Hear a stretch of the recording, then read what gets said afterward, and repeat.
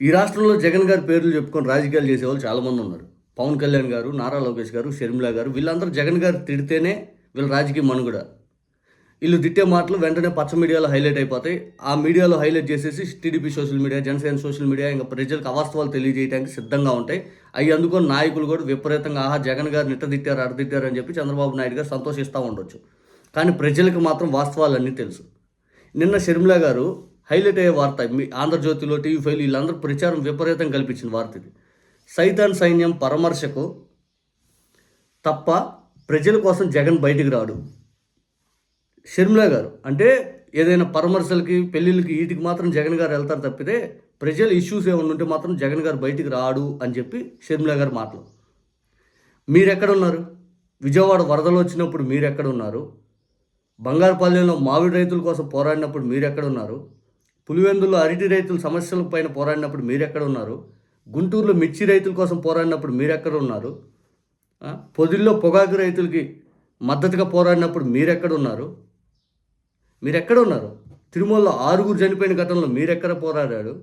సింహాచలంలో గోడ కూలి 7 చనిపోతే మీరెక్కడున్నారు? అచ్యుతాపురం సెజ్జులో దాదాపు చాలామంది చనిపోతే ఆ విషయాన్ని ప్రభుత్వం పైన ఒత్తిడి చేస్తూ వాళ్ళ కాంపన్సేషన్ డబ్బులు వెంటనే విడుదలైతే చేసేటట్టు జగన్ గారు పోరాడినప్పుడు మీరెక్కడున్నారు? విజయవాడ వరదల్లో ప్రభుత్వం చేస్తున్న తప్పిదాలను ప్రజలకు తెలియజేస్తూ ప్రభుత్వంని పూర్తిగా పనితనంగా ఆ విధంగా మలిచినందుకు అప్పుడు చాలామంది చనిపోయినా కానీ జగన్ గారు పోరాటంతో ప్రభుత్వం దిగొచ్చింది. ప్రభుత్వ యంత్రాంగం మొత్తం జగన్ గారు పోరాటంతోనే అది బయట నించున్నారు వాళ్ళు. విజయవాడ వరదల్లో మీరు ఎక్కడ ఉన్నారు? అప్పుడు మీ కాంగ్రెస్ పార్టీ ఎక్కడ ఉంది? మీరు ఎక్కడ ఉన్నారు? మీరు చెప్పే పవన్ కళ్యాణ్ గారు ఎక్కడ ఉన్నారు? డైలాగులు చెప్పే పవన్ కళ్యాణ్ గారు, పబ్లిసిటీ చేసుకునే నారా లోకేష్ గారు ఎక్కడున్నారు? షర్మిల గారు నిజంగా ఈ మాటలు మాట్లాడుతున్నారు మీరేనా? ఏ లాభం పెంచుకోవడానికి మీరు మాట్లాడుతున్నారు? విశాఖపట్నంలో డయేరియాతో చనిపోయినటువంటి పిల్లలకి పరామర్శకు వెళ్ళినటువంటి జగన్ గారిని నాడు పోలీసు యంత్రాంగం మొత్తం ఆపే ప్రయత్నం చేసినా కూడా జగన్ గారు వెళ్ళారు. 5 లక్షల రూపాయలు తలా ఇచ్చారు. అప్పుడు మీరెక్కడున్నారు? కలుషిత నీళ్లు తాగి విద్యార్థిని మృతి చెందితే వాళ్ళని పరామర్శించినప్పుడు మీరెక్కడున్నారు? కురపంలో మీరెక్కడున్నారు?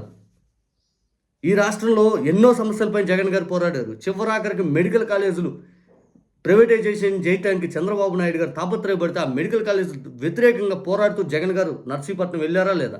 అప్పుడు మీరెక్కడున్నారు? ఈ 2 సంవత్సరాల్లోనే వైఎస్ఆర్ కాంగ్రెస్ పార్టీ క్యాడర్ రైతుల సమస్యలపైన, విద్యార్థుల సమస్యలపైన, ఫీజు రీంబర్స్మెంట్ సమస్యలపైన, తర్వాత ఈ మెడికల్ కాలేజీలకు వ్యతిరేకంగా ధర్నా, ప్రైవేటైజేషన్ వ్యతిరేకంగా వీటన్నిటి క్యాడర్ ప్రతి సందర్భంలో ధర్నాలు చేసిన వాస్తవం కాదా? మేనిఫెస్టో అమలు చేయలేటువంటి చంద్రబాబు నాయుడు గారు వెన్నుపోటు పొడిచి దినాన్ని వెన్నుపోటు దినోత్సవంగా నాడు వైఎస్ఆర్సీపీ పోరాడిన విధానం మీ అందరూ తెలియదా? మీరు ఎక్కడున్నారు? మీరు వెన్నుపోటు దినోత్సవం మీరేమో పాల్గొన్నారా? చంద్రబాబు నాయుడు గారు చేస్తున్న అరాచకాలపైన మీరు ఎక్కడ పోరాడారు?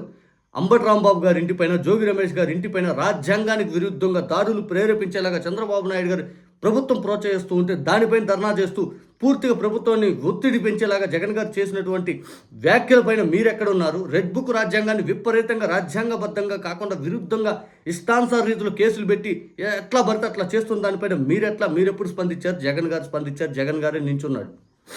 నడి రోడ్డులో వెనుకొనలో రషీద్ అనే యువకుడిని ముక్కలుగా నరికితే దాన్ని మీరు సమర్థించుకుంటూ అది కుటుంబ గొడవ, అది వ్యక్తిగత గొడవ, వాళ్ళిద్దరు స్నేహితులు, అది వాళ్ళిద్దరి మధ్య యువకులు, వాళ్ళ మధ్య కొట్టుకుంటే మీకేం సమస్యను మీరు మాట్లాడినప్పుడు ఎంత దౌర్భాగ్యమైన మాటలవి. నడి రోడ్డులో ముక్కలుగా నరికితే నరికినోని సమర్థించే లాంటి వ్యాఖ్యలు మాట్లాడారు.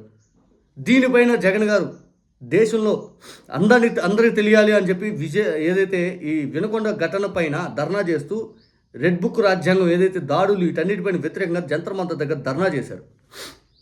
బాలికలపైన, యువకులపైన అత్యాచారాలు జరిగితే జగన్ గారు బద్వేలు వెళ్ళలేదా? గుంటూరులో తెనాలి సహస్రాన్ని ఒక పాప పైన జరిగినటువంటి దాడిపైన జగన్ గారు వెళ్ళి అక్కడ ధర్నా చేయలేదా? 3rd డిగ్రీ ప్రయోగించినటువంటి యువకులు పైన పోలీస్ డిపార్ట్మెంట్ వ్యతిరేకంగా ఆయన తెనాలి వెళ్ళలేదా? ఇవన్నీ ఎన్ని ఉన్నాయి చెప్పాలని చాలా ఉన్నాయి. తిరుమలలో గోడ కూలినప్పుడు లేరు, తిరుమల 6 చనిపోయినప్పుడు లేరు, సింహాచలంలో 7 చనిపోయినప్పుడు లేరు, ఎన్నో ఉన్నాయి ఇంకా చెప్పాలంటే. ఒక రోజు పట్టుద్ది జగన్ గారు ఈ 2 సంవత్సరాలు పోరాడినటువంటి విషయాలన్నీ చెప్పాలంటే. వీటన్నిటిపై మీకు కళ్ళకు కనరావు. వీటన్నిటిపైన పిఠాపురంలో వరదలు వచ్చినప్పుడు వెళ్ళింది మీకు కనపడదు, మీకు వినపడదు, మీకు చూడరు. వరద ప్రభావిత ప్రాంతాల్లో జగన్ గారు పిఠాపురం వెళ్ళలేదా నాడు? ఏర్పేడు అటువంటి ప్రాంతంలో మీరెందుకు వెళ్ళలేకపోయారు? అప్పుడు మీరెందుకు వెళ్ళలేకపోయారు? ఎందుకు మీరు మాటలు షర్మిల గారు మీరు పచ్చ మీడియాలో వార్త రావడం కోసం తాపత్రయపడుతున్నారు. పబ్లిసిటీ కావాలి నాకు, పబ్లిసిటీ. ఆ పబ్లిసిటీ జగన్ గారిని తిడితేనే వస్తుందని మీకు తెలుసు కదా. జగన్ గారిని లేనిపోని ఆరోపణలు చేయాలి. లేనిపోని జగన్ గారు పెట్టినన్ని ప్రెస్ మీట్లు మీరు పెట్టారా? జగన్ గారు ప్రెస్ మీట్లు పెట్టి ప్రతి ఒక్క విమర్శ ఏదైతే ప్రభుత్వం చేస్తున్న తప్పిదాలను ఎత్తి చూపించారే మీరు ఎప్పుడైనా మాట్లాడారా? శాసన మండలిలో వైఎస్ఆర్ కాంగ్రెస్ పార్టీ పోరాటం పైన మీరు ఎప్పుడైనా మాట్లాడారా? లడ్డు ఇష్యూ పైన మీరు ఎప్పుడైనా మాట్లాడారా? జంతుకో కలవలేదు, చంద్రబాబు నాయుడు గారు జంతుకో కలిసిందని ఎందుకు మీరు అబద్ధం ఆడారని చెప్పి మీరు ఎప్పుడైనా ప్రశ్నించారా? ఏం ప్రశ్నించరు. అంతిమంగా చంద్రబాబు నాయుడు గారికి లాభం కావాలి, చంద్రబాబు నాయుడు గారికి మేలు జరిగే కార్యక్రమం కావాలి. జగన్ గారి పైన ద్వేషంతో ఇంకా ఎన్నాళ్ళు పనిచేస్తారు చేయండి.